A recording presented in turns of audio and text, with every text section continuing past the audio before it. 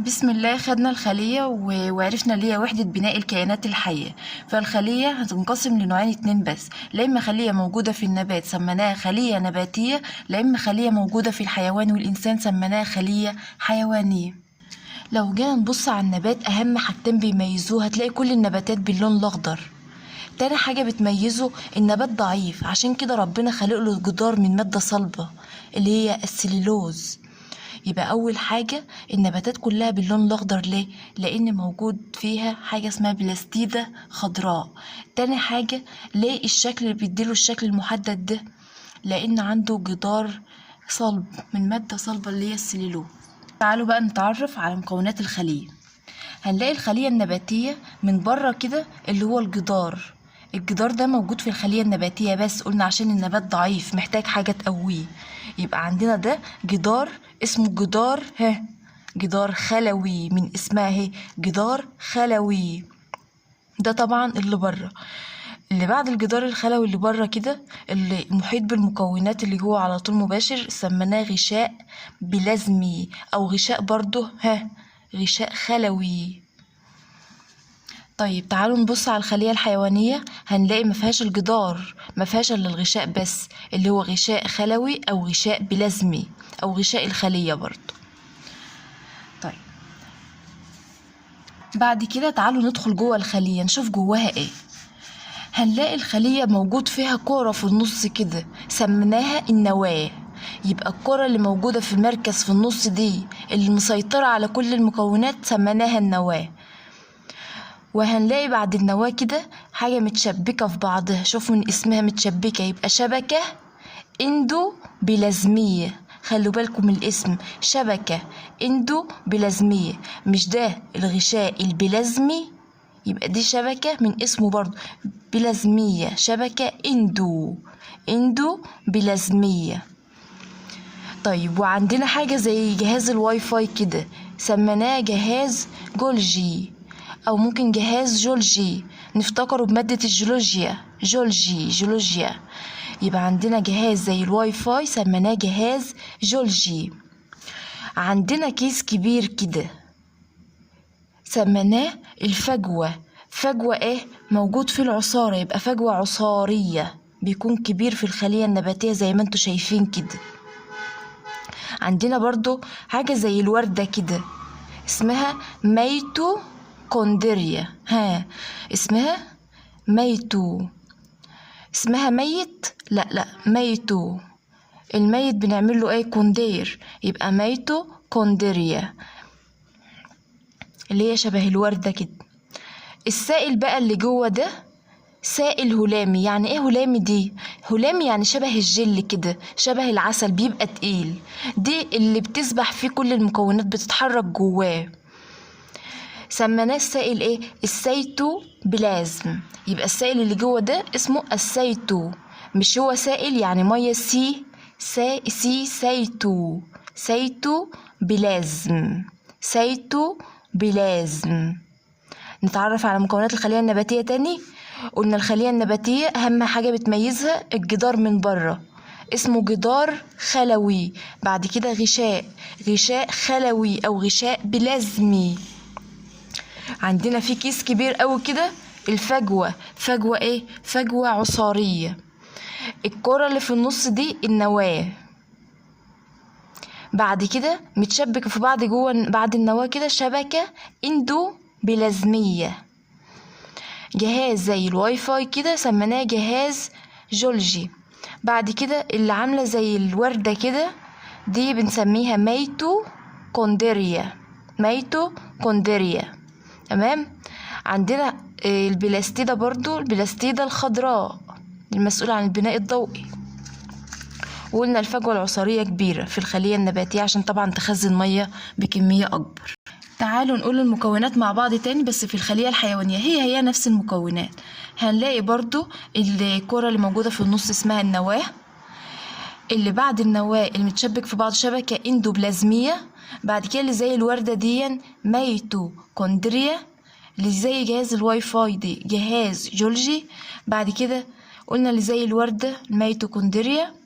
بعد كده عندنا الفجوة العصارية، ما هيش فجوة بقى كبيرة زي التانية، ده عندنا فجوات كتيرة بس صغيرة، يبقى فجوات عصارية صغيرة. طبعا الميتوكوندريا بيحصل فيها التنفس الخلوي، دي أصلا مركز الطاقة. تعالوا نتعرف بقى على وظيفة كل مكون. تعالوا نشوف النواة. أول حاجة النواة دي موجودة في النص، هي مركز التحكم، عاملة زي مجلس الإدارة كده، هي اللي بتسيطر وبتتحكم في الباقي.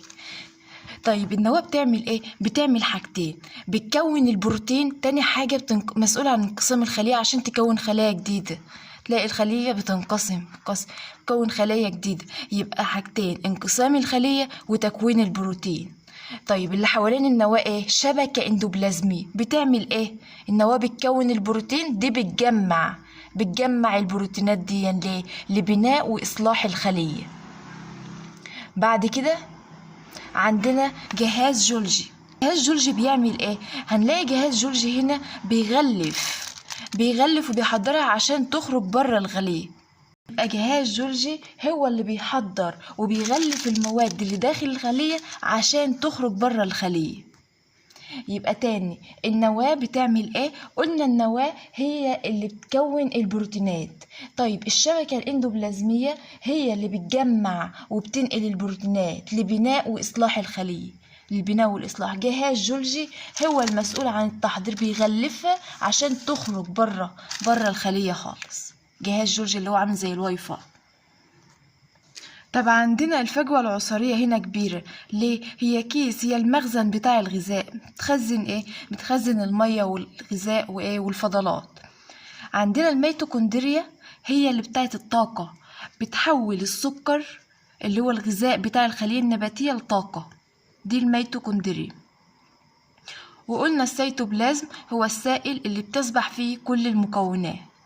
وعندنا غشاء الخلية اللي هو جوه دون، قلنا ده غشاء الخلية، وده بيتميز بخاصية سميناها خاصية النفاذية الاختيارية. طب ليه؟ لأنه عامل زي الحراس اللي واقفين على الباب كده، مين اللي هيدخل ومين اللي مش هيدخل. قلنا طول ما الخلية محتاجة المواد بيدخلها، الخلية خلاص ما عادش محتاجة بيخرج المواد اللي هي ايه؟ زيادة عن الخلية. يبقى عنده خاصية النفاذية الاختيارية، لأنه بيسمح بدخول بعض المواد للخلية ويمنع البعض الآخر من الدخول. والفجوة العصارية هنا كبيرة لأن بتخزن كمية أكبر للماء للنبات. لو جينا نشوف الخلية الحيوانية هنلاقي نفس المكونات، النواة في النص هي المتحكمة، هي مجلس الإدارة، حواليها الشبكة الاندوبلازمية دي المسؤولة عن البناء، عاملة زي عمال البناء. وقلنا جهاز جولجي هو المصنع اللي بيغلف عشان يخرجها بره متغلفة. وقلنا عندنا فجوات عصارية دي المخزن، والفجوة العصارية هي اللي بتخزن لي ايه؟ المية والغذاء والفضلات. والميتوكوندريا هي مركز الطاقة وبيحصل فيها عملية التنفس الخلوي. طب يعني ايه تنفس خلوي؟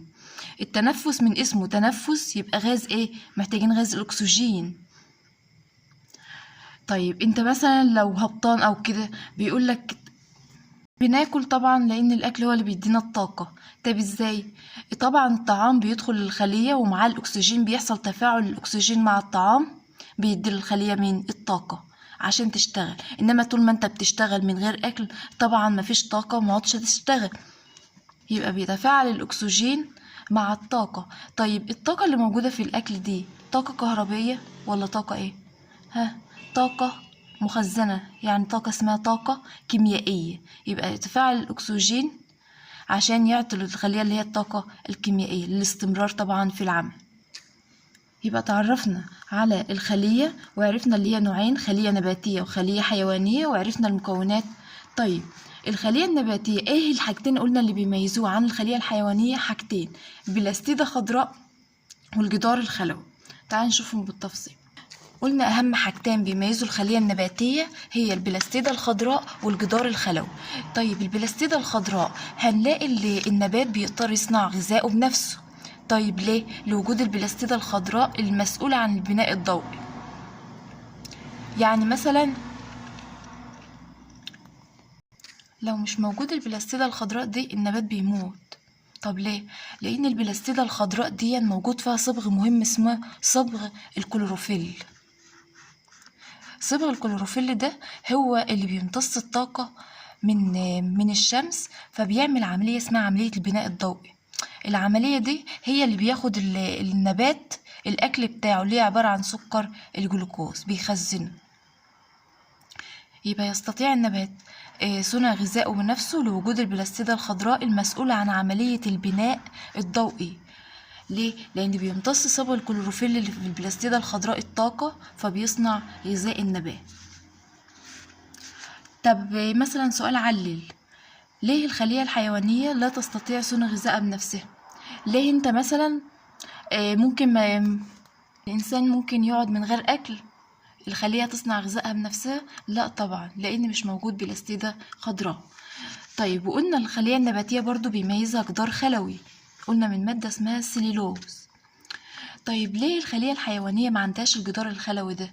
لأن طبعا الخلية الحيوانية مثلا الحيوانات لديها عظام هي اللي بتديلها الشكل بتاعها، وبرضو عندنا الحشرات زي القواقع عندها الهيكل الخارجي الصلب.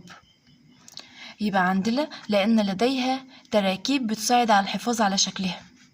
التراكيب اللي بتحافظ لها على شكلها دي زي ايه؟ قلنا الحيوانات لديها العظام والهيكل الخارجي الصلب موجود في مين؟ في الحشرات زي القوقع والصرصار وغيره.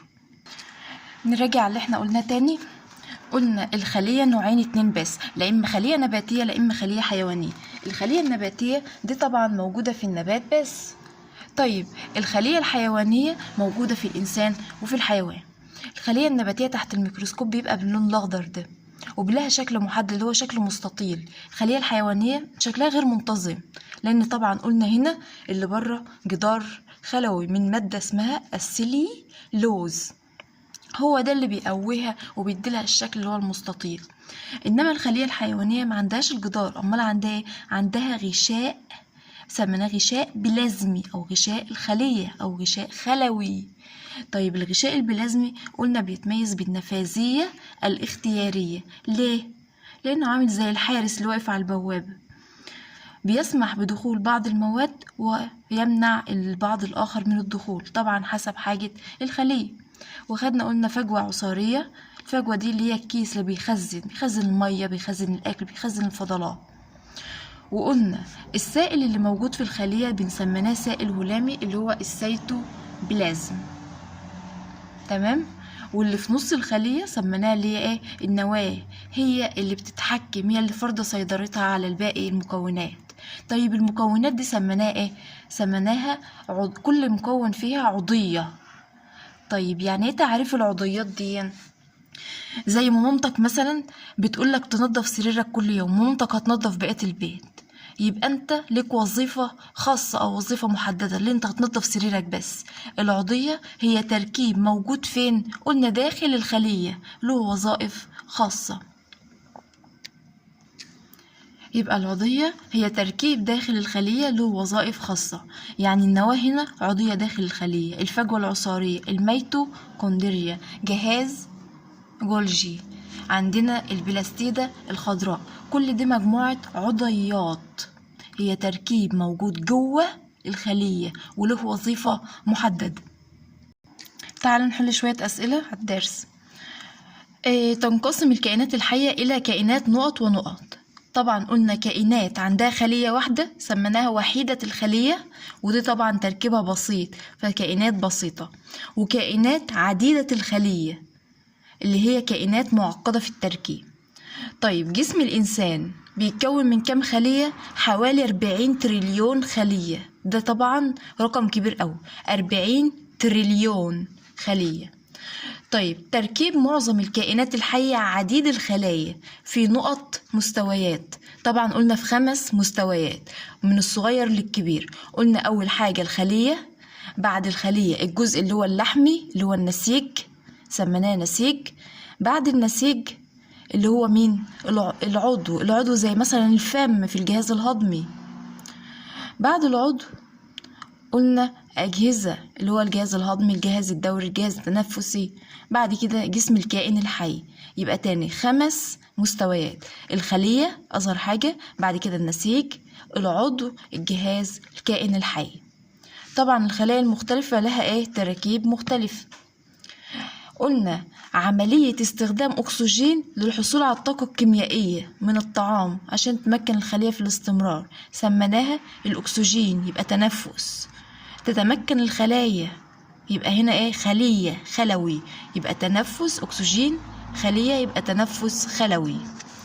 طيب أكمل البيانات. قلنا الكرة اللي موجودة في النص دي عبارة عن النواة. الجهاز اللي عامل زي شبكة الواي فاي جهاز ايه؟ جولجي. بعد كده اللي من بره ده غشاء خلوي او غشاء بلازمي. بعد كده اللي عامل زي الوردة اهو، ده سميناها ميتوكوندريا. سهلة. ودي طبعا خلية ايه؟ حيوانية، لان مفيهاش الجدار، مش موجود فيها الا الغشاء بس. طيب عندنا سؤال تاني بيقول خلايا متخصصة. الخلايا المتخصصة هي خلايا بتؤدي وظائف محددة مثل النقط، طبعا مثل العظام، خلايا العظام وخلايا الدم وخلايا العضلات. دي خلايا كل واحدة لها وظيفة محددة. طيب نقط هي حبيبات صغيرة خضراء موجود فيها صبغ الكلوروفيل اللي بيعطي اللون الأخضر للنبات. البلاستيدات طبعا الخضراء هي اللي حبيبات صغيرة خضراء. بالتوفيق، وما تنسوش اللايك للتشجيع والاستمرار.